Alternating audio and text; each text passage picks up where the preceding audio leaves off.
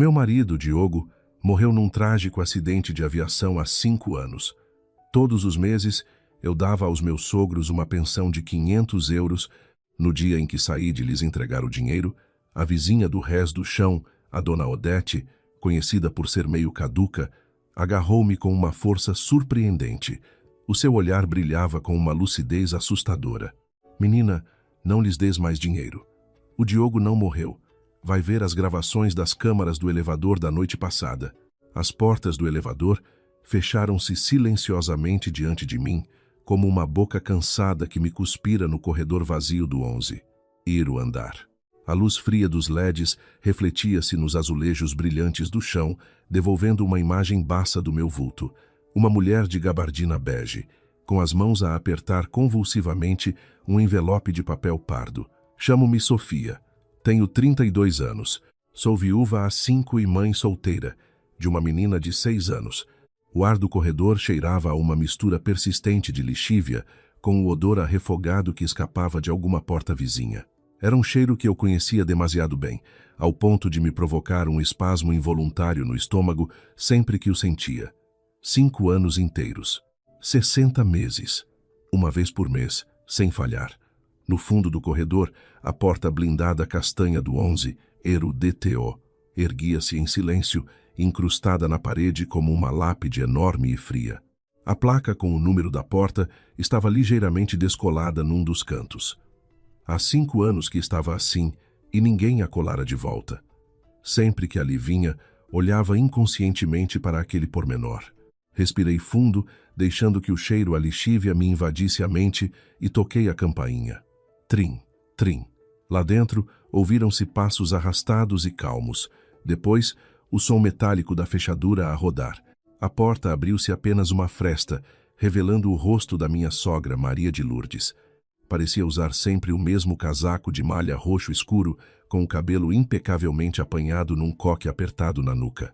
O seu olhar, por hábito, desviou-se primeiro para trás de mim, procurando algo, antes de se fixar no meu rosto, esboçando um sorriso mecânico e carregado de cansaço. Ah, Sofia, vieste. A sua voz era seca, como folhas de outono a ranger. Sim, minha sogra retribui com um sorriso forçado e estendi-lhe o envelope, ligeiramente úmido pelo suor das minhas mãos. O envelope deste mês estava fino. Lá dentro estavam 500 euros em notas. O toque daquele maço de notas de 50 euros fazia-se sentir através do papel pardo, pesando nas minhas articulações. Após a morte de Diogo naquele acidente aéreo no estrangeiro, a indemnização do seguro de vida, deduzidas as despesas do funeral, totalizava cerca de 150 mil euros. Por lei, eu e a minha filha teríamos direito à maior parte. No entanto, os meus sogros choraram copiosamente, dizendo que ele era o seu único filho, que a dor de enterrar um filho era insuportável e que precisavam daquele dinheiro para a reforma. Disseram que deixar-me o usufruto da velha casa suburbana já era uma enorme generosidade da parte deles. Na altura, mergulhada na dor e com uma filha bebé nos braços, ao ver o cabelo dos dois branquear da noite para o dia, o meu coração cedeu. Assinei a renúncia à herança. Pensei que o meu sacrifício traria harmonia à família e faria com que me tratassem, a mim e a minha filha, como sangue do seu sangue. Mas enganei-me. No 2º ano após a partida de Diogo, a minha sogra começou a insinuar, direta e indiretamente, que a saúde deles estava frágil, que não queriam tocar no dinheiro da reforma e que eu, como nora, devia dar o meu contributo. Na altura, eu trabalhava como contabilista numa empresa pública de transportes. O salário não era alto e, entre o leite da Matilde e as despesas com a creche, as minhas finanças andavam sempre no limite. Mas, para manter a paz familiar e evitar os falatórios dos vizinhos, apertei o cinto e comecei a dar-lhes 300 euros por mês. No ano passado, após anos de esforço, fui finalmente promovida e tive um aumento. A minha sogra soube imediatamente e a pensão subiu logo para 500 euros. A mão da minha sogra estendeu-se. As unhas estavam bem cortadas, mas a pele era flácida e cheia de manchas de idade. Pegou no envelope, roçando de raspão, e sem querer nas costas da minha mão, fria, sem hesitação, sem recusa, sem sequer um convite, para eu entrar. Limitou-se a palpar a espessura do envelope. O seu sorriso pareceu esvanecer-se ligeiramente, e as rugas nos cantos dos olhos acentuaram-se. Obrigada por vires. Como estão as coisas em casa? E a Matilde? Tudo bem. A Matilde foi para as explicações, está bem comportada, respondi com a minha fórmula habitual. Ainda bem, assentiu, apoiando a mão no batente da porta, com o corpo ligeiramente de lado, sem intenção de me dar passagem. Tu trabalhas muito, não precisas de andar sempre preocupada conosco. Cuida bem de ti e da menina. Olhei por cima do ombro dela. Na sala de estar, apenas um candeeiro de parede emitia uma luz fraca. Esboçava-se a silhueta de alguém sentado no sofá. Era o meu sogro, Antônio. Parecia segurar um jornal, imóvel, sem sequer olhar para a porta. A casa estava tão silenciosa que causava arrepios, quebrada apenas pelo zumbido grave de um velho aparelho de ar-condicionado. Ah! A minha sogra suspirou de novo, com o olhar vago. O teu sogro não tem andado nada bem ultimamente. Com este tempo frio, as dores dele voltam sempre. Estes 500 euros mal chegam para a farmácia. Consenti com a cabeça, sem dizer palavra. A porta fechou-se suavemente à minha frente. O som do trinco a cair foi seco e claro, separando o interior e o exterior em dois mundos distintos. Fiquei ali parada, diante daquela porta fechada e fria, durante alguns segundos. A luz do corredor continuava ofuscante e o cheiro a lixívia entranhava-se-me nas narinas. Era sempre assim. Entregava o dinheiro, trocávamos algumas palavras frias e era rapidamente colocada de fora, como se eu fosse um símbolo de azar, cuja permanência traria má sorte. No meu peito, senti uma dor surda, como se aquela porta me tivesse atingido com força. Não era a primeira vez, já devia estar habituada, mas aquela sensação de exclusão gélida continuava a infiltrar-se em mim. Diogo, estás a ver isto? São estes os teus pais, a quem deste a vida e a quem eu dou o meu sangue. Dei meia volta. Os meus saltos altos bateram nos azulejos, produzindo um som nítido e solitário que ecoou pelo corredor deserto. Carreguei no botão do elevador. O metal frio fez tremer a ponta dos meus dedos. O elevador subia lentamente desde o rés do chão, com os números a piscar. Encostei-me à parede fria do corredor e fechei os olhos. Lágrimas invisíveis pareciam brotar-me dos ossos, a dor de criar uma filha sozinha, a exclusão silenciosa no trabalho e aqueles 500 euros que me eram sugados todos os meses como sangue fresco. As portas abriram-se. Abri os olhos e entrei. O átrio do rés do chão era mais quente que os andares de cima, mas igualmente amplo. A luz da tarde entrava oblíqua pelas portas de vidro, projetando longas sombras no chão. Perto da entrada, um enorme vaso com uma monstera ostentava folhas de um verde quase artificial. Quando estava prestes a atravessar a porta automática de vidro, uma voz rouca e com um forte sotaque nortenho chamou-me abruptamente. Menina! Menina Sofia! Parei de imediato e olhei para trás. No canto do átrio, sentada num sofá velho e desgastado, estava a dona Odete. Parecia estar sempre ali, apanhando o sol no inverno, abanando-se com um leque no verão. O seu rosto estava coberto de rugas profundas e o cabelo grisalho era escasso. Contudo, naquele momento, olhava-me com uma intensidade invulgar, completamente incompatível com a sua aparência decrépita. Fiquei intrigada. Vivendo ali há tanto tempo, nunca tínhamos passado de um cumprimento de cortesia. Como sabia ela o meu nome? Aproximei-me, hesitante. A dona Odete não respondeu logo. Limitou-se a examinar-me de cima a baixo, como se os seus olhos fossem lixa áspera a roçar na minha pele. De repente, estendeu a mão seca, coberta de manchas e veias salientes, e agarrou a manga da minha gabardina com uma força descomunal.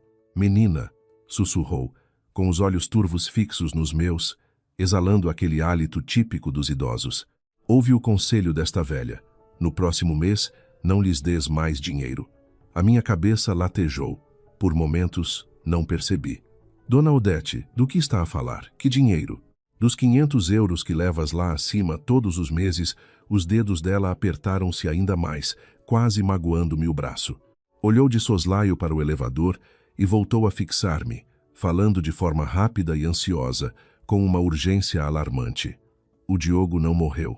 Se não acreditas, vai ver as gravações das câmaras do elevador da noite passada, por volta das 2 da manhã.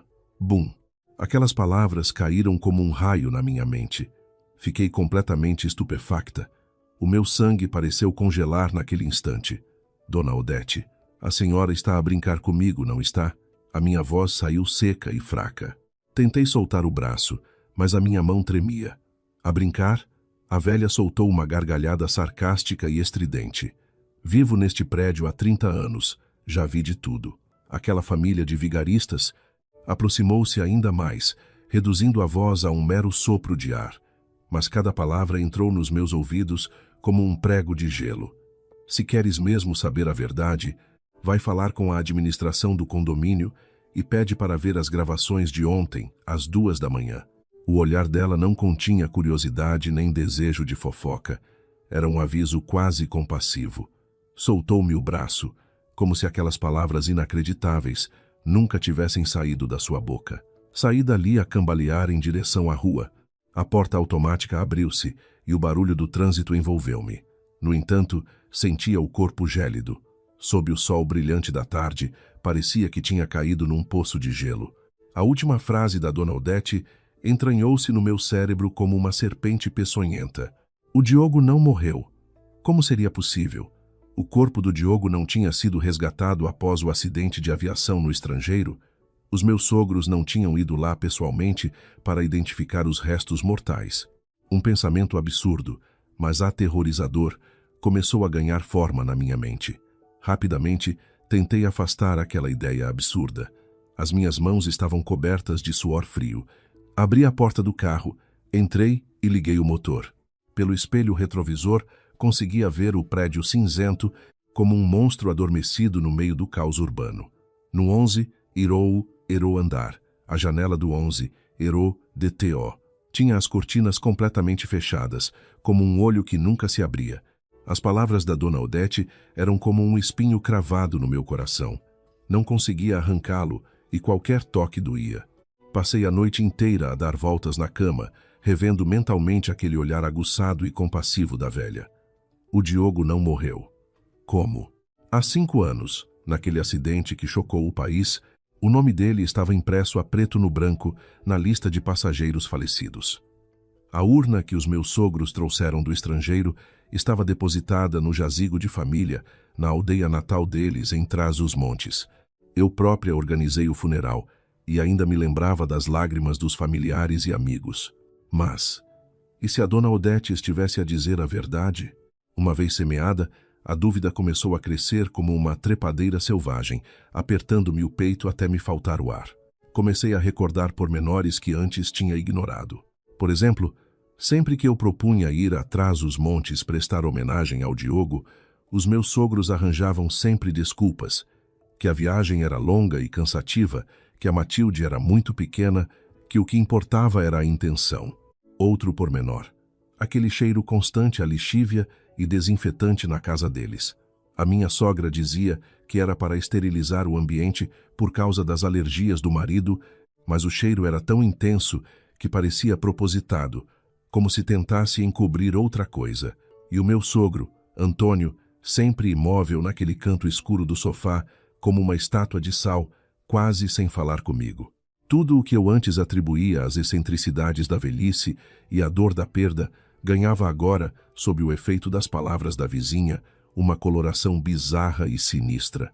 No dia seguinte, depois de deixar a Matilde na escola primária, não fui para o escritório. Conduzi sem rumo pela cidade e acabei, por uma força misteriosa, a estacionar junto ao prédio dos meus sogros. Não podia confrontá-los diretamente. Isso só os faria ficar em alerta. Se aquilo era uma farsa, eles estariam todos mancomunados, e eu, sendo de fora, nunca obteria respostas. As gravações. Sim, as câmaras do elevador. Respirei fundo e entrei no escritório da administração do condomínio.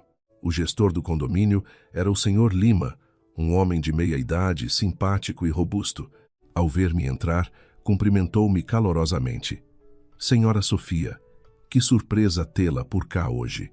Como eu trabalhava na contabilidade de uma grande empresa pública, Já tinha tratado de algumas contas e pareceres para o condomínio, pelo que éramos velhos conhecidos.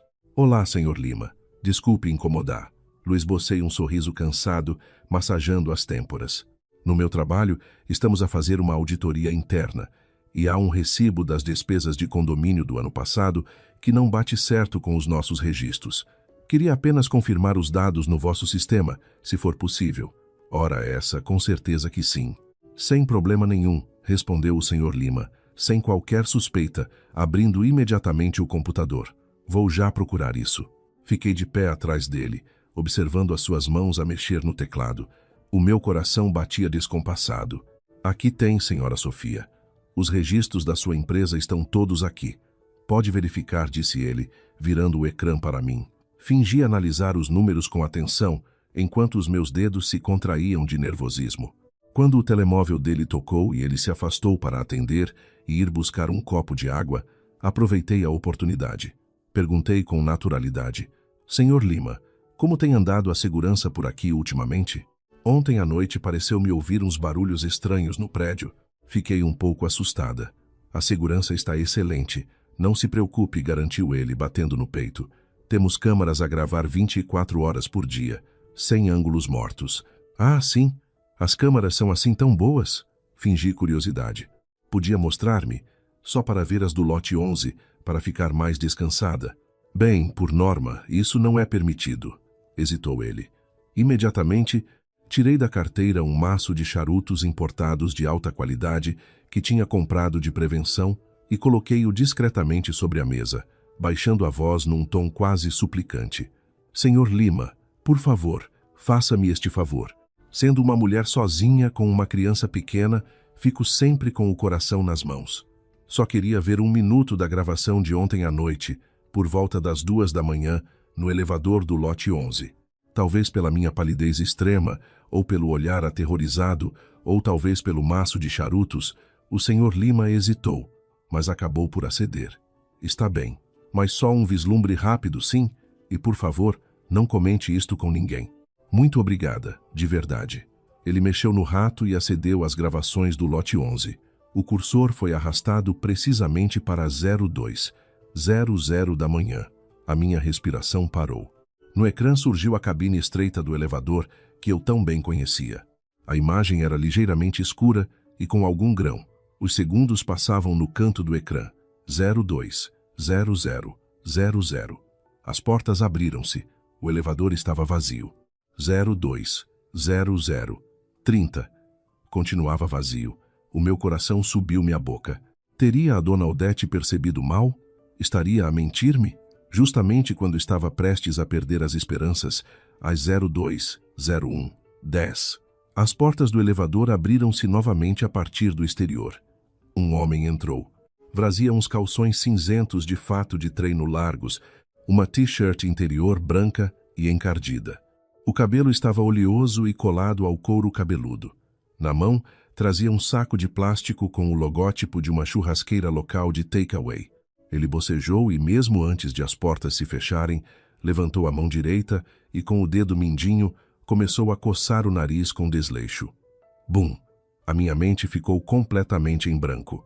Apesar de estar mais gordo e com um aspecto desleixado, aquela cara, sob a luz fraca da cabine, parecia-me estranhamente familiar. Aquele perfil, aquele gesto habitual e nojento que eu tantas vezes tinha criticado, era ele, o Diogo. O meu marido que supostamente tinha morrido há 5 anos, cujas cinzas eu julgava estarem na urna, por quem eu tinha chorado até desmaiar e que continuava vivo na minha memória dorida, uma náusea física e violenta subiu-me instantaneamente do estômago. Tapei a boca e saí a correr do escritório da administração. Senhora Sofia, o que se passa? O grito preocupado do Sr. Lima ficou para trás. Corri para o jardim das traseiras, apoiei-me no tronco de uma árvore e comecei a vomitar convulsivamente. A bilis ácida queimava-me a garganta, mas não saía nada além de espasmos secos. Chorei e vomitei até me faltarem as forças, com as lágrimas e o suor a misturarem-se no meu rosto. O que eu estava a vomitar não era comida, era a minha juventude dos últimos 5 anos, o meu sangue e suor, a minha própria estupidez e ingenuidade. Eu tinha poupado em tudo, sem coragem de comprar uma peça de roupa decente para mim. Trabalhava em biscates aos fins de semana para pagar a escola da Matilde, e todos os meses, como uma serva humilde, entregava 500 euros do meu trabalho árduo àqueles monstros para ouvir um obrigada frio e fingido. Afinal, eu não estava a apoiar 2 idosos desamparados que tinham perdido o filho. Eu estava a alimentar um rato escondido nos esgotos e os seus cúmplices desavergonhados. Os 3 viviam felizes naquela casa, gastando o meu dinheiro, comendo comida encomendada, vendo televisão e rindo-se de mim, a parva que continuava a esfolar-se para o sustentar. Agora tudo fazia sentido. O cheiro a lixívia constante era para camuflar a presença de um homem vivo na casa. O meu sogro nunca se mexia porque, se o fizesse, a sombra projetada no canto escuro revelaria que havia mais alguém na sala. Eles nunca me deixavam ir ao jazigo porque a urna estava vazia. Após o ataque de pânico, encostei-me à árvore, exausta. O suor frio ensopava-me as costas. O meu estômago estava vazio, mas no meu coração ardia um ódio mais amargo que a bilis e mais quente que a lava. Limpei as lágrimas, levantei a cabeça e olhei para aquela janela no 11º andar. No meu olhar não restava um único pingo de afeto ou tristeza. Apenas uma determinação gélida e implacável. Não fui a correr para casa nem subi para confrontar aquela família. Sabia que não podia fazer as coisas a quente. Os meus sogros viviam naquele bairro social há décadas, tinham raízes profundas e conheciam toda a gente. Eu era apenas a nora vinda de fora, sem influência. Se denunciasse a farsa sem preparação, o que aconteceria? Eles diriam que eu estava louca, que a dor da viuvez me fizera ter alucinações. Podiam até unir-se para me tirar a custódia da Matilde e sugar-me até a última gota. Chamar a polícia? Com que provas? Uma gravação desfocada de um elevador que podia ser facilmente contestada como sendo de um sósia? Não. Eu precisava de provas irrefutáveis. Precisava de algo que os destruísse por completo, sem hipótese de salvação. E mais importante ainda, precisava de proteção, de um apoio sólido que me garantisse segurança a mim e a minha filha neste ninho de víboras. Sentada no carro, apertei o volante com tanta força que os meus nós dos dedos ficaram brancos. A minha mente trabalhava a 1000 a hora. Vários nomes surgiram e foram descartados. Familiares diriam apenas para manter a família unida. Amigos, especiais e bem-intencionados, mas pessoas comuns que pouco podiam fazer. De repente, um nome há muito guardado na gaveta da memória saltou-me à mente. Gabriel. Peguei no telemóvel e, com as mãos a tremer, procurei no fundo da lista de contactos. Aquele número não tinha nome associado. Era apenas uma sequência de dígitos, como um código secreto guardado em silêncio. A minha mente recuou 3 anos. Na altura, eu estava a começar a consolidar a minha posição na empresa pública quando fui destacada para analisar as contas de uma empresa de segurança privada à beira da falência. O dono era Gabriel. Na época, ele estava longe do poder e prestígio que tem hoje. A empresa tinha a liquidez congelada, ele tinha sido falsamente acusado de fraude fiscal e enfrentava uma pena de prisão. Ele era como uma fera encurralada, agressivo com qualquer pessoa que se aproximasse. Todos os contabilistas tinham medo dele e recusavam o caso. Mas eu, talvez por ingenuidade ou por ver o desespero nos olhos daquele homem, decidi avançar. Passei uma semana inteira, dia e noite, a analisar a contabilidade dele. No meio daquela confusão de dados, detetei as falhas na acusação e limpei as irregularidades que ele próprio tinha cometido sem saber. Sem dizer muito, organizei as contas de forma impecável, limpando o seu nome e salvando-o da prisão. Resolvido o problema, Gabriel procurou-me e entregou-me um envelope com 10.000 euros em dinheiro. Eu recusei. Disse-lhe: Senhor Gabriel, limitei-me a fazer o meu trabalho. Ele olhou-me fixamente, guardou o envelope e disse apenas: Sofia, ganhaste um amigo. A partir de hoje, aconteça o que acontecer no porto, se tiveres um problema que não consigas resolver, liga para este número. Devo-te a vida. Durante 3 anos, nunca lhe liguei. Pensava que as nossas vidas nunca mais se cruzariam. Mas hoje, ele era a minha única tábua de salvação. Respirei fundo e disquei o número. O telefone chamou 3 vezes antes de ser atendido. Uma voz grave, rouca e imponente fez-se ouvir. Estou? Senhor. Gabriel. É a Sofia. A minha voz estava tensa. Houve um silêncio de alguns segundos do outro lado, e depois o tom dele mudou para algo mais suave, mas igualmente focado. Sofia? Que surpresa. Tudo bem? Eu. Estou com um problema grave e preciso da sua ajuda. A resposta dele foi direta e curta. Por telefone não é seguro. Consegues encontrar-te comigo? Sim. Daqui a meia hora, na casa de chá na Foz do Douro. Desliguei o telefone e soltei um longo suspiro.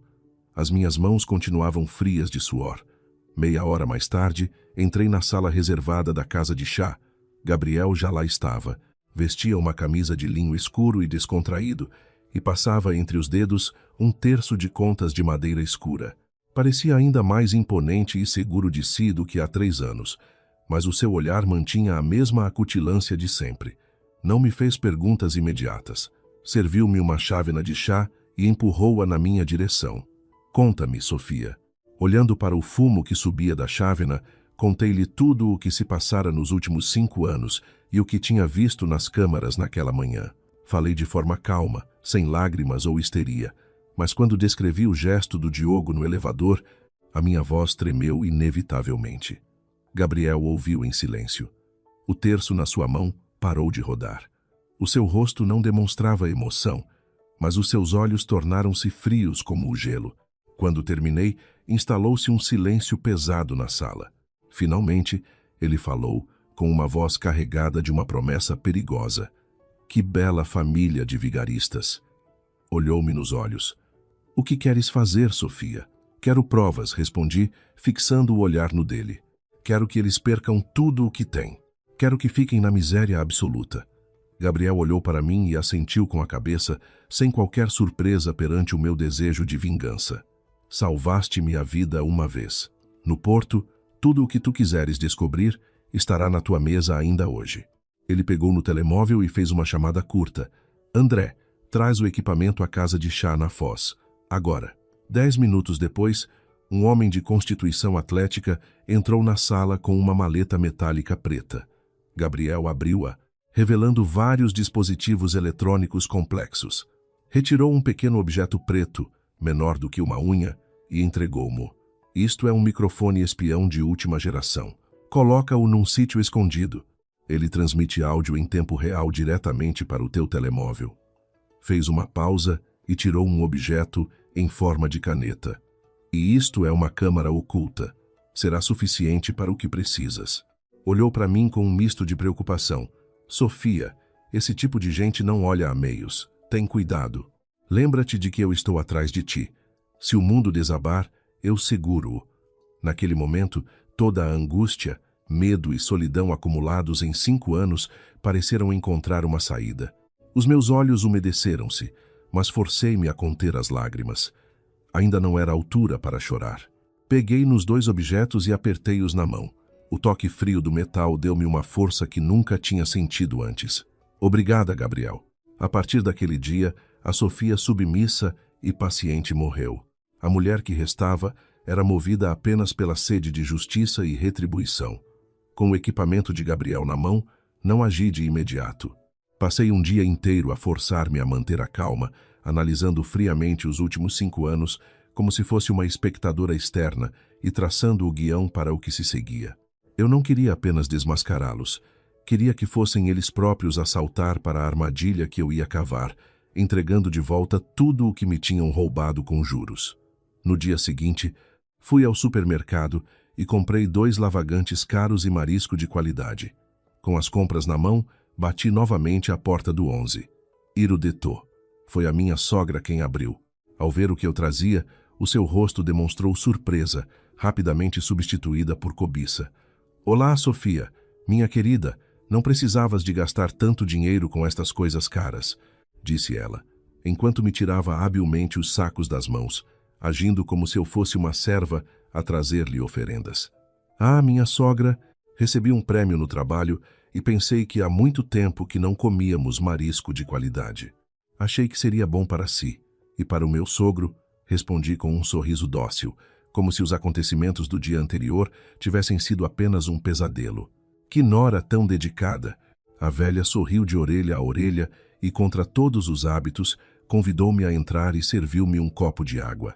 O meu sogro, Antônio, continuava sentado no mesmo sofá escuro, limitando-se a erguer ligeiramente os olhos como saudação. Observei a casa. Aquele apartamento de 3 assoalhadas continuava tão apertado e sombrio como sempre, e o cheiro a lixívia parecia ainda mais forte. O meu olhar desviou-se discretamente para o corredor estreito que levava aos quartos e ao sótão.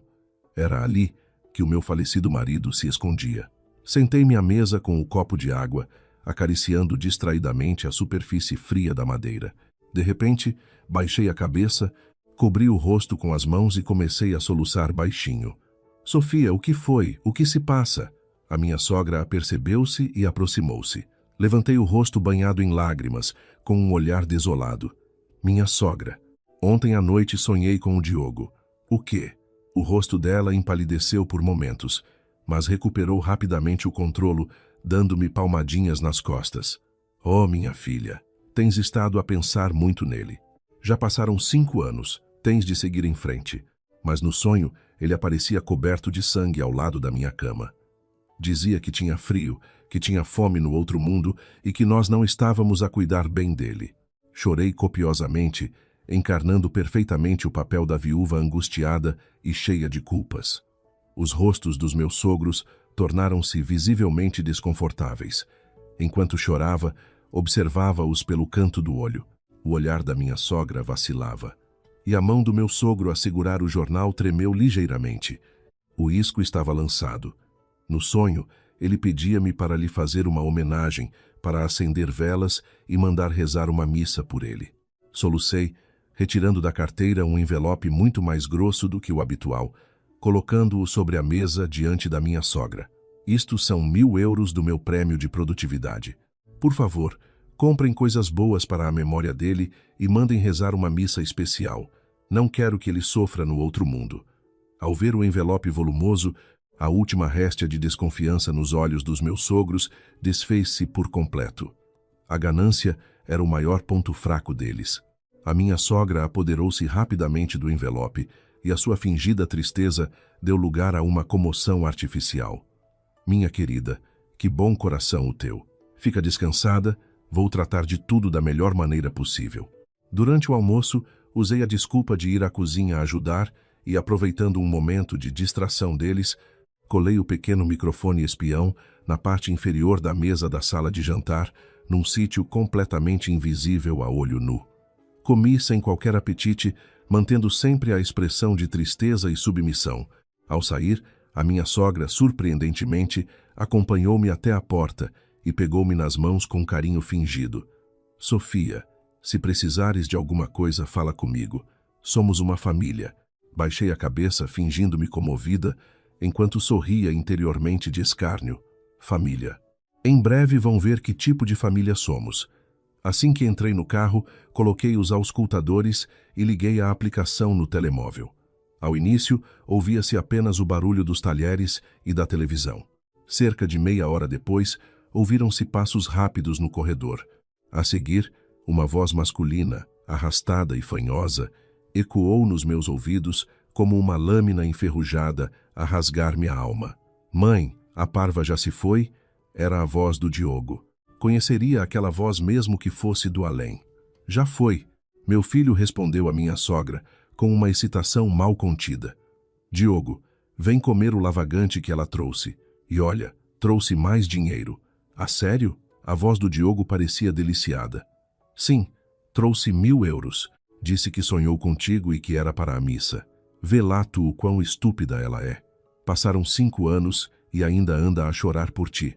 Humph, se ela não fosse estúpida, quem é que nos dava dinheiro para gastar?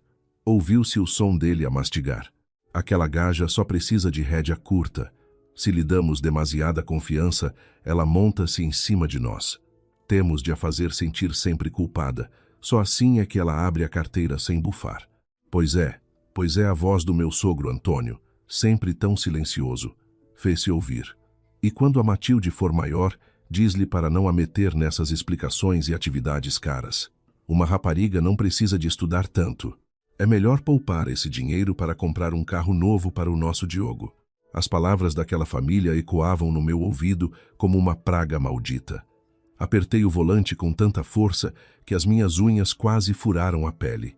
Para eles eu não era um ser humano. Era apenas uma máquina de fazer dinheiro, uma ferramenta estúpida a ser sugada. E o futuro da minha filha valia menos do que um carro para o Diogo. De repente, o Diogo falou novamente, com um tom impaciente e ganancioso. Mãe, essa treta da missa não serve para nada. No próximo mês, dá um jeito de convencer a Sofia a vender aquele apartamento que ela herdou e que está na zona residencial perto da escola da miúda. Andei a ver um BMW e preciso do dinheiro para a entrada. Para que quer uma mulher sozinha uma casa tão boa? É um desperdício. Vender a minha única casa para lhe comprar um carro? Fechei os olhos. Quando os voltei a abrir, qualquer sombra de hesitação tinha desaparecido da minha alma, substituída por um frio glacial. Diogo, Lourdes, Antônio. Os vossos dias de fartura estão contados. Liguei o carro e conduzi na direção da empresa de Gabriel. Precisava de apertar ainda mais a rede à volta deles. No dia seguinte, voltei à casa deles com a Matilde. O ambiente na sala era tenso. O meu sogro fingia tossir e a minha sogra tentava manter a compostura perante a minha visita inesperada. Sofia, vieste tão cedo. Passa-se alguma coisa? Perguntou a minha sogra, com um olhar desconfiado. Sim, minha sogra. Estou preocupada, respondi, adotando um tom misterioso e assustado. Sabem que a companhia de seguros enviou-me um e-mail ontem. Disseram que estão a reabrir alguns processos antigos de há 5 anos por causa de novas auditorias. Ao ouvir a palavra seguros, o rosto da minha sogra paralisou. O meu sogro parou de tossir e o silêncio tornou-se sepulcral. O que é que eles querem? Perguntou a velha, com a voz a tremer. Disseram que querem verificar os bens e as propriedades associadas ao nome do Diogo. Falei com um advogado e ele disse-me que, se houver qualquer dúvida nas investigações deles, eles podem tentar congelar os bens dele, incluindo este apartamento onde vocês vivem, já que ainda está em nome do Diogo e vosso. O quê? O meu sogro levantou-se num ápice, esquecendo a suposta fragilidade física. Mas isso é ilegal. O dinheiro já foi pago. Eu sei, meu sogro, mas as seguradoras são muito poderosas. Se eles implicarem, podem arrastar-nos para tribunal e penhorar tudo, enquanto o caso corre. Aproximei-me deles e baixei a voz, com um ar de cumplicidade. O advogado sugeriu-me uma solução. Se nós transferirmos a escritura desta casa imediatamente para o meu nome, como usufruto de herança de cônjuge, a seguradora já não lhe pode tocar, porque passa a ser considerada propriedade protegida de terceiro de boa-fé. Mas eu não sei se vocês concordam. Eu sabia perfeitamente o que o Diogo, escondido no quarto, estaria a pensar. Ele não tinha medo de seguradoras ou de maldições. Tinha pânico de ser descoberto pela polícia. A ideia de perder o apartamento onde se escondia era o seu pior pesadelo. A minha proposta, embora parecesse precipitada, oferecia-lhe a fuga perfeita para proteger o patrimônio. Diante da ganância e do medo, ele sacrificaria os próprios pais sem hesitar. Naquela noite, pelo microfone, ouvi a discussão acalorada. "Estás louco, Diogo? Queres dar a casa àquela gaja?" Gritava a minha sogra. "Vocês são burros ou quê?" A voz do Diogo era violenta. "Se a seguradora começar a investigar e descobrir que eu estou vivo, vamos todos para a cadeia e confiscam tudo. Se a casa estiver no nome dela, pelo menos o teto está garantido. Aquela parva só quer segurança para ela e para a miúda. Depois, quando a poeira assentar, eu arranjo maneira de a obrigar a passar a casa de volta para mim. É uma questão de sobrevivência." No dia seguinte, fomos ao cartório notarial. Para garantir que tudo corria sem sobressaltos, Gabriel disponibilizou-me um dos melhores advogados da cidade, o Dr. Vasconcelos. Com a sua postura formal e rigorosa, o advogado tratou de toda a burocracia da escritura rápida. Os meus sogros assinaram os papéis com uma mistura de ganância e dor indisfarçável. Quando assinei o meu nome no documento, que me tornava a única proprietária daquele apartamento, vi o brilho de cobiça nos olhos deles. Eles pensavam que era apenas uma transferência temporária. Não sabiam que, a partir daquele momento, eu tinha o controle absoluto das cartas do jogo. Com a escritura da casa na mão, não parei por ali. Isso era apenas o aperitivo. O prato principal ainda estava por servir. Poucos dias depois, no fim de semana, fui com a Matilde ao Norte Shopping para lhe comprar algumas roupas novas. A minha filha corria feliz pela zona infantil enquanto eu a observava de longe, sentada num banco de jardim, mexendo no telemóvel. De repente, um vulto familiar passou pelo meu campo de visão. Ergui a cabeça. A poucos metros dali, uma mulher com um vestido justo e chamativo, maquilhagem pesada e saltos altos, caminhava de braço dado com um homem de meia idade e aspecto abastado. Ela ria com uma voz afetada que me fez revirar o estômago. Era ela, a Liliana, a amante do Diogo, a mulher cujas fotos eu tinha descoberto nos ficheiros secretos que Gabriel me enviara. O meu sangue congelou. O que fazia ela ali? O Diogo não lhe tinha dito para não sair de casa. E quem era aquele homem ao lado dela? Mas o que realmente me fez perder o controle foi o que vi no pulso dela. Uma pulseira de ouro maciço, com detalhes em filigrana de Viana. Uma peça tradicional, pesada e de valor inestimável. Era a joia de casamento da minha mãe, a sua única herança que tinha guardado com todo o carinho para me dar no meu dia de casamento. Eu nunca tinha deixado a Matilde mexer nela por medo de a estragar. Após a morte do Diogo, a minha sogra pediu-me a pulseira emprestada, dizendo que queria guardá-la no seu cofre de segurança como recordação de família. Na minha dor profunda cedi. E agora aquela joia de família estava no pulso da amante do meu marido. Vi a Liliana a exibir orgulhosamente a pulseira ao homem ao seu lado, rindo-se com desdém. Senti uma mistura de humilhação, raiva e nojo a subir-me ao peito como lava ardente. Aquele é o ouro da minha mãe, o amor e a bênção da minha mãe. Como te atreves a usá-lo, sua ladra de casamentos? Esqueci a prudência. A corrente das minhas emoções quebrou as barreiras da razão. Peguei no telemóvel e liguei para o André, o assistente de Gabriel. André, Norte Shopping, Rés do Chão, em frente à loja da Cartier. Traz alguns homens. Agora, desliguei, coloquei o telemóvel na mala aberta com a câmera apontada para a frente e caminhei a passos firmes em direção a Liliana. Olá, Liliana. Que coincidência ver-te por aqui, disse, aproximando-me com um sorriso gélido e impecável. A Liliana parou, surpreendida. Não me reconheceu de imediato, e o homem ao seu lado franziu o sobrolho com impaciência. Quem é você? Perguntou a Liliana com um olhar de superioridade. Quem eu sou não importa, respondi, mantendo o sorriso, mas com os olhos fixos na pulseira. O que importa é que essa pulseira de ouro no teu pulso é lindíssima. É-me muito familiar. O rosto da Liliana mudou de cor. Tentou esconder a mão atrás das costas. Familiar? Deves estar enganada, minha senhora. Isto foi o meu marido que me comprou por milhares de euros. É uma peça exclusiva. Pessoas como tu nunca devem ter visto nada assim na vida. Marido? Fiz uma cara de espanto fingido para o homem ao lado dela. Liliana, mudaste de marido tão depressa? Pensava que o teu marido se chamava Diogo e que estava escondido em casa a tomar conta das crianças enquanto tu andas aqui a passear com outros. O quê? De que disparate estás a falar? Ao ouvir o nome do Diogo, a Liliana empalideceu por completo e largou o braço do homem. O homem ao lado dela olhou para mim e para ela, confuso e desconfiado. Não perdi mais tempo com conversas. Dei um passo em frente, agarrei-lhe o pulso com força e gritei para que todo o shopping ouvisse. Não é disparate nenhum. Essa pulseira que tens no pulso é a herança de casamento da minha mãe. Tu roubaste-a da minha casa. Larga-me, sua louca. Estás a mentir. A Liliana começou a debater-se, em pânico. Roubaste e ainda tens a lata de vir para aqui passear. Gritei com a voz embargada, fingindo lágrimas de desespero para atrair a atenção do público. Alguém ajude. Esta mulher é uma ladra. Roubou a joia de família da minha mãe. As pessoas começaram a juntar-se à nossa volta e os seguranças do shopping aproximaram-se a correr. Nesse momento, o André e 4 seguranças corpulentos de fato escuro e óculos de sol abriram caminho por entre a multidão com uma postura imponente. Senhora Sofia, está tudo bem?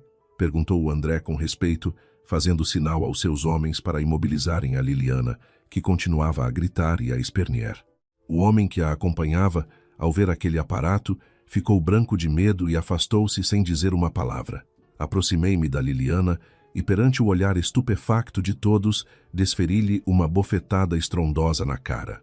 Plaque! O som ecoou pelo corredor do shopping. Olhei nos olhos dela, cheios de raiva e humilhação, e disse pausadamente: "Esta é pela minha mãe. O suor e a dignidade dela não servem para adornar lixo como tu. André, chama a polícia. Quero apresentar queixa por roubo e receptação." A polícia chegou rapidamente. Perante as provas irrefutáveis, o meu testemunho e as gravações das câmaras de segurança, a Liliana não teve como se defender. Foi levada sob custódia policial com a maquilhagem borrada pelo choro. O amante dela desapareceu no meio da confusão. Vi o carro de patrulha afastar-se e apertei a pulseira da minha mãe na mão, sentindo o metal aquecer com o calor do meu corpo. Liliana, isto é apenas o começo. As tuas próximas 24 horas na esquadra vão deixar o teu homem no sótão completamente louco de desespero. Como previsto, a detenção da Liliana provocou um terremoto na casa dos meus sogros. Nem precisei de ouvir as gravações para imaginar o pânico que se instalou no 11. Erudeteu. O Diogo, aquele cobarde, tinha pânico de qualquer contato com as autoridades. A prisão da amante era uma fenda enorme na sua armadura de mentiras. Levei a Matilde a comer um gelado com calma e regressei à casa ao fim da tarde. O meu telemóvel não parava de vibrar com chamadas da minha sogra, mas ignorei-as todas. Queria que eles suassem de desespero. À noite, liguei os auscultadores. Do outro lado, ouvia-se o tom furioso e encurralado do Diogo. Como é que ela se atreveu? A Sofia fez isto de propósito. Aquela cabra quer destruir-nos. E agora, o que fazemos? A minha sogra chorava. A Liliana está detida e as despesas só aumentam. Se isto se souber, estamos arruinados. Arruinados já nós estamos, gritou o Diogo, impaciente. É tudo por falta de dinheiro. Se tivéssemos dinheiro, a Liliana não precisaria de andar a sair com velhos ricos para conseguir joias. É tudo culpa da Sofia, que ficou com a herança do seguro e agora só nos dá aquela miséria de 500 euros. Ela tem de nos dar mais. Sorri de escárnio. Os peixes não só tinham mordido o isco, como estavam a puxar a linha para o fundo do poço que eu tinha cavado. No dia seguinte, fui trabalhar normalmente. Às 10 da manhã, ouvi uma gritaria no corredor do meu escritório. Eram os meus sogros. Não há justiça neste mundo, gritava a minha sogra, sentada no chão do corredor da empresa de transportes, batendo com as mãos nas pernas e chorando de forma teatral. A nossa nora vive na abundância. Tem uma boa casa e deixa-nos a nós, 2 idosos doentes e sem o nosso único filho, a passar fome. Venham ver o que esta mulher faz. O meu sogro Antônio acompanhava-a no coro de lamentos. Os meus colegas de trabalho começaram a juntar-se, olhando para mim com desconfiança e cochichando entre si. A minha diretora financeira, uma mulher rigorosa que detestava escândalos, aproximou-se com o rosto lívido de raiva. Sofia, o que é isto? Resolve esta situação imediatamente. Não quero escândalos na empresa. Baixei a cabeça, fingindo estar profundamente envergonhada e prestes a chorar. Levei os meus sogros para uma pastelaria próxima para conversar. Minha sogra, meu sogro, o que querem de mim? Perguntei, com a voz cansada e trêmula. O que queremos? A minha sogra mudou imediatamente a expressão de choro para uma cara de pura maldade. Ou nos dás 2.000 euros por mês a partir de hoje. Ou viremos aqui todos os dias até seres despedida e o teu nome ficar na lama em toda a cidade. 2.000 euros? Abanei a cabeça com desespero fingido. Eu não tenho esse dinheiro. O meu salário não chega para isso. Se não tens, pede um empréstimo. Interveio o meu sogro. Tu trabalhas numa empresa pública. Tens bom nome nos bancos.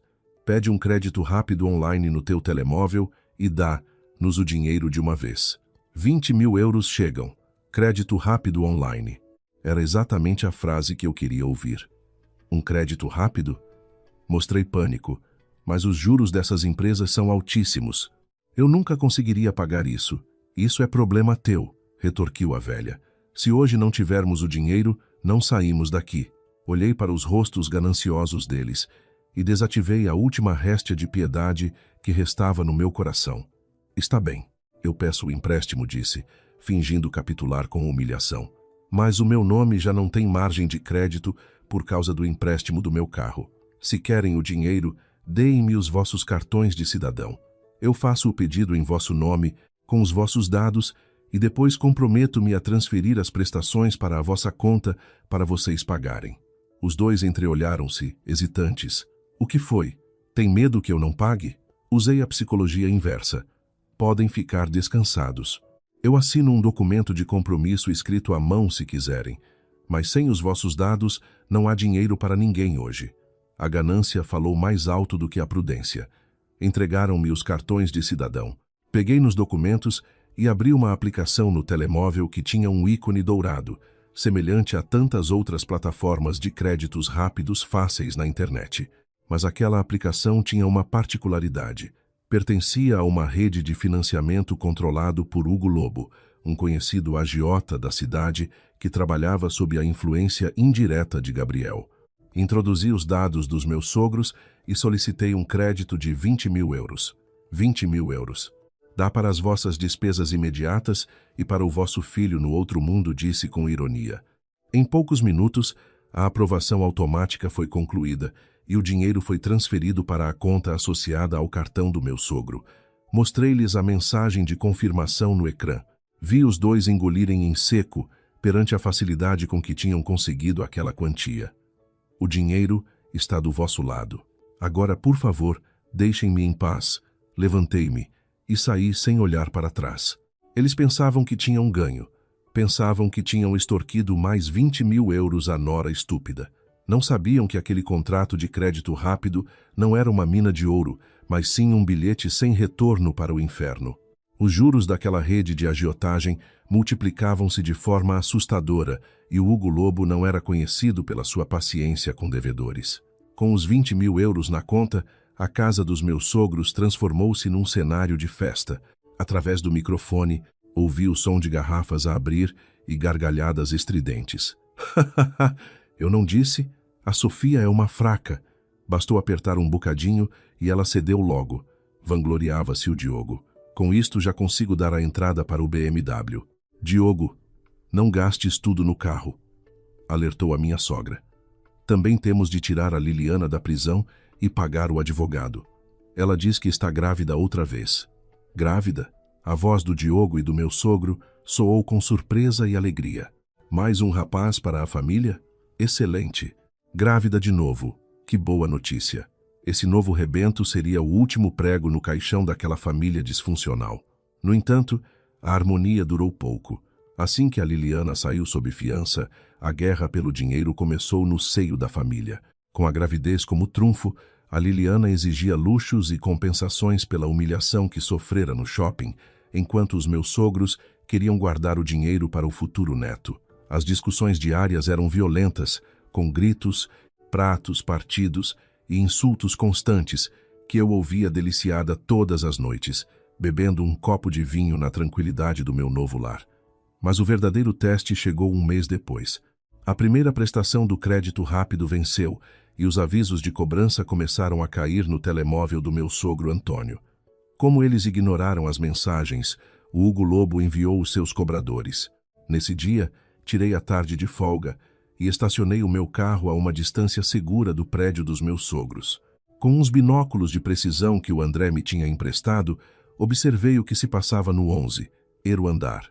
2 homens corpulentos, com t-shirts pretas e tatuagens visíveis nos braços, bateram à porta do 11. Ero detou. Através do áudio do microfone, ouvi os gritos de pânico lá dentro. O Diogo, esquecendo que era um homem morto, teve de sair do seu esconderijo no sótão para tentar acalmar a situação quando os cobradores começaram a partir a mobília da sala de jantar. A Liliana chorava com a criança nos braços. Se no próximo mês não pagarem os 20.000 euros com os juros acumulados, que já vão em 35.000, nós voltamos e partimos as pernas a todos nesta casa. Ameaçou um dos cobradores antes de sair, batendo com a porta. A casa ficou em silêncio absoluto. O pânico tinha se instalado de vez. O Diogo descarregou toda a sua fúria na mãe. A culpa é tua, sua velha estúpida. Foste tu que tiveste a ideia de pedir este crédito. Agora esses gajos sabem onde vivemos. Nós queríamos ajudar-te, meu filho, chorava a minha sogra. Agora os homens disseram que nos matam se não pagarmos. O que fazemos? Temos de obrigar a Sofia a pagar, ordenou o Diogo com uma voz cheia de ódio. Vamos fazer pior da próxima vez. Vamos à escola da filha dela. Vamos fazer com que ela sinta medo pela miúda e ela vai ter de pagar tudo à escola da minha filha. Diogo, finalmente cruzaste a linha vermelha. Eu não esperei que eles agissem. Peguei no telemóvel e liguei para a minha sogra. A minha voz era dócil e calma. Olá, minha sogra. Amanhã faz exatamente 5 anos desde que o Diogo nos deixou. Estava a pensar que seria uma boa altura para fazermos um jantar de homenagem na vossa casa. Quero convidar todos os tios, primos e familiares mais próximos. Eu trato de contratar um serviço de catering de luxo e pago todas as despesas.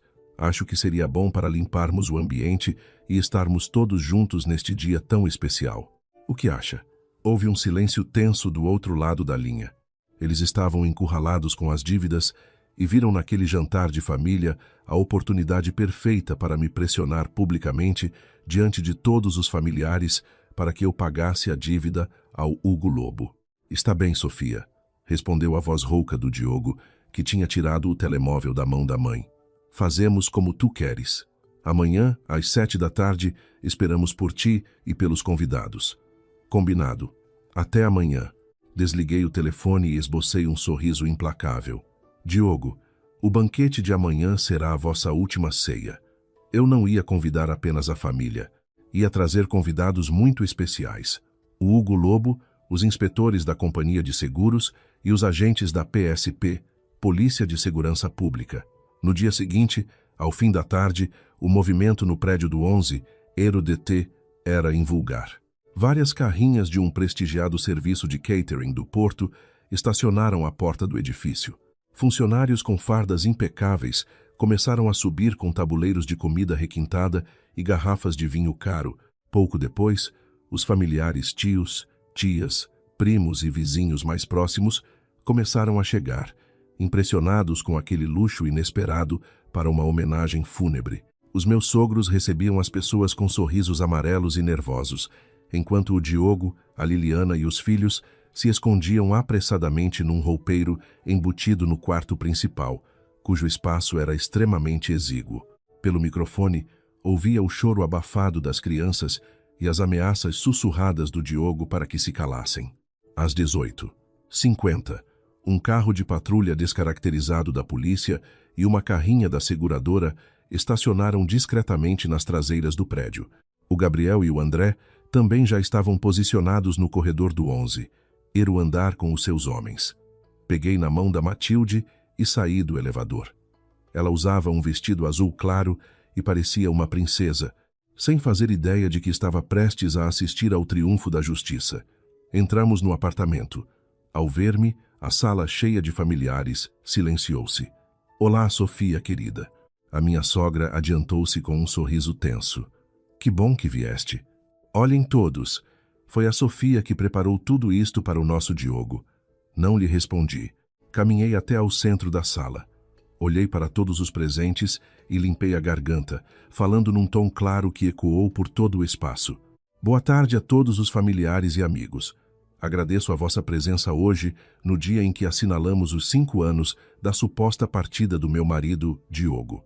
Antes que alguém pudesse reagir, a porta de entrada foi aberta com violência.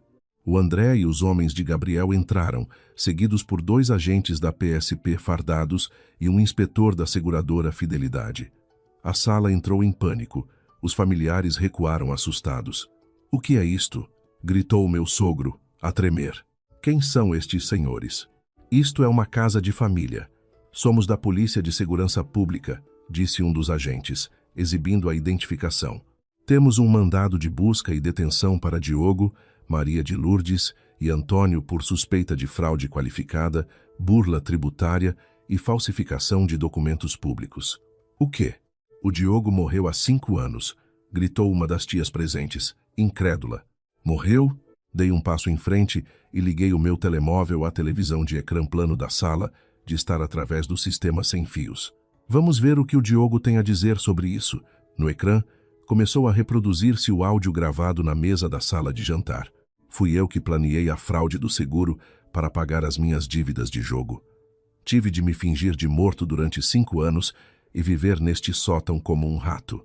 A Sofia é uma parva, continua a sustentar-nos sem saber de nada. A voz clara e nítida do Diogo chocou todos os presentes na sala. O silêncio que se seguiu foi avassalador. Logo de seguida, mudei o ficheiro e mostrei a gravação de vídeo do elevador do prédio, onde o Diogo surgia vivo, de calções e t-shirt interior, a coçar o nariz com o dedo mindinho enquanto subia para o apartamento. Os familiares olhavam para a televisão e para os meus sogros com expressões de horror, nojo e profunda traição. Perceberam que tinham chorado por um homem vivo e que tinham sido cúmplices involuntários de uma das maiores burlas da cidade. A minha sogra caiu de joelhos no chão, a chorar e a berrar desalmadamente. É mentira. Isso são montagens daquela gaja. Ela quer destruir-nos para ficar com as nossas coisas. Mentira? Sorri friamente e caminhei em direção ao quarto principal, com toda a comitiva de agentes e familiares a seguir-me. Parei em frente ao roupeiro embutido, olhei para os agentes da PSP e abri as portas de par em par com força. Lá dentro, encolhido entre os casacos velhos, estava o Diogo, pálido como a cal, a tremer e com as calças molhadas de urina pelo pânico. Ao seu lado, a Liliana segurava o bebê que chorava compulsivamente. Olhei para o rosto do meu marido, o homem que me tinha condenado a 5 anos de sofrimento e solidão, e sorri-lhe com uma doçura terrível. Olá, meu amor, feliz aniversário de morte. Sai do armário e vem comer o marisco que te preparei. Os agentes da PSP avançaram rapidamente e algemaram o Diogo, arrastando-o para a sala de estar perante os gritos de indignação e asco dos próprios familiares. Os meus sogros também foram algemados como cúmplices da fraude. A Liliana foi detida por cumplicidade e recetação de bens roubados. O Diogo, enquanto era levado pelos agentes, olhou-me com um ódio mortal. Sofia, sua cabra maldita, foste tu que nos tramaste. Tu não tens coração. Aproximei-me dele e sussurrei-lhe ao ouvido, para que mais ninguém ouvisse. Isto não é falta de coração, Diogo. É apenas o retorno. Tu deste-me 5 anos de mentiras e miséria, e eu dou-te a ti e a tua família um bilhete de ida para a prisão. Parece-me um negócio bastante justo. A comitiva policial retirou-se com os detidos sob os aplausos irônicos dos vizinhos e familiares que tinham sido enganados durante meia década. As crianças da Liliana foram temporariamente entregues à Comissão de Proteção de Menores. O processo em tribunal foi rápido e implacável, graças ao apoio do doutor Vasconcelos e das provas irrefutáveis reunidas pela equipa de Gabriel. O Diogo foi condenado a uma pena de 12 anos, de prisão efetiva por fraude qualificada de seguros, falsificação de documentos e burla. Os meus sogros, dada a idade avançada, mas a evidente falta de arrependimento, foram condenados a 4 anos de prisão com pena suspensa, mas perderam todos os bens que possuíam para indemnizar a seguradora e pagar as custas do processo. A Liliana foi condenada a 2 anos de pena suspensa e obrigada a devolver todas as joias roubadas da minha mãe. O apartamento do 11, MIDTO, que já estava em meu nome, foi vendido para liquidar a dívida a Hugo Lobo e o valor restante foi revertido para mim como compensação pelos danos morais e materiais causados. 6 meses depois, o inverno no porto dava tréguas a um belo dia de sol. A luz solar inundava a sala de estar do meu novo apartamento na Foz do Douro, uma zona nobre e segura, perto da escola da Matilde.